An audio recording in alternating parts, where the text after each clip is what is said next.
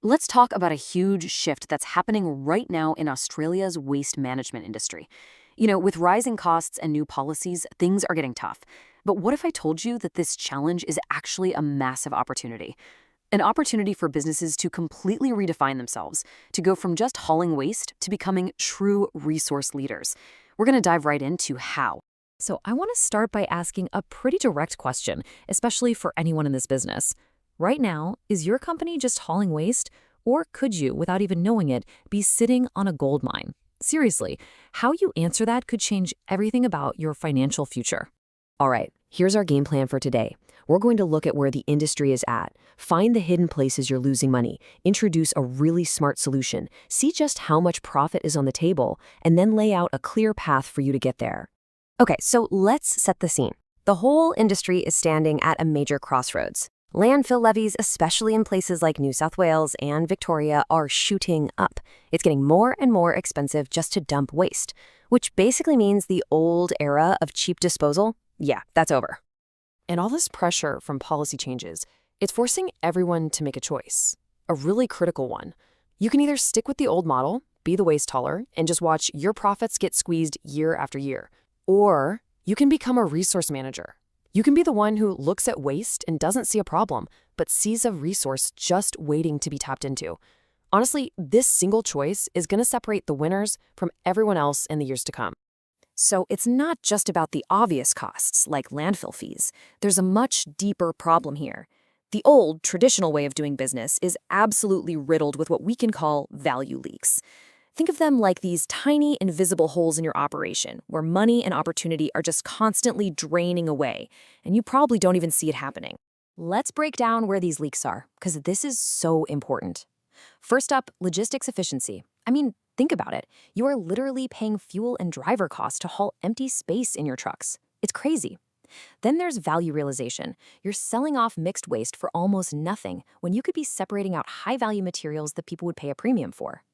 Next is data and carbon value. Your whole operation is basically a black box. You can't prove how green you are, so you can't get paid for it. And finally, supply chain resilience. If you're relying on just one place to sell your materials, your entire business is one market swing away from disaster. Each one of these is quietly costing you a fortune. So the big question is, how do we plug these leaks? Well, the answer is a real game changer. It involves taking the idea of a pre-processing center and transforming it into what we call an intelligent value hub. This isn't just a small tweak. This is the core of a whole new strategy. Now, when you hear that, don't just picture a big new machine. It's so much more than that. An intelligent value hub is the fusion of smart physical equipment and powerful digital technology. It's designed to take one single, messy stream of waste and intelligently transform it into three clean, valuable outputs: material streams, energy streams, and, believe it or not, data streams. So how on earth does it work? Well, it really comes down to three main jobs. First, it uses data from IoT devices, that's the Internet of Things, where all your equipment is talking to each other, to find every possible efficiency and slash your costs. Second, it creates brand new, high-value products, like refuse-derived fuel, which is basically fuel made from waste and super high-purity recycled materials. And third, it acts like a carbon engine, measuring your environmental impact with incredible precision so you can actually turn that good performance into cash. And this is where it gets really, really exciting. Because this kind of upgrade isn't just about saving money on the side. No, it's about unlocking completely new layers of profit. Let's peel back the curtain on the three tiers of financial potential here. Okay, let's break this down. Tier 1 is the obvious stuff, the explicit profit. This is the money you save from lower transport costs and avoiding those sky-high landfill fees. Tier 2 is the hidden profit. This is the new money you make from selling valuable materials, data, and even carbon assets. And then there's Tier 3, which you might call risk profit. This is the incredible value you get from protecting your business, making it so resilient and flexible that it can weather any storm the market throws at it. And just to show you how powerful this is, look at that number. We're talking about a potential $57,600 or more every single month. And get this, that's just from Tier 1. That's from the savings alone, before you even start to count all the new revenue from Tiers 2 and 3. Now, I know what you might be thinking. This sounds amazing, but it has to cost a fortune, right? Well, this is where some really innovative new business models are coming in. things like a managed operations and profit-sharing approach. Basically, the technology provider can actually help fund and run the center, and then you both share in the new profits.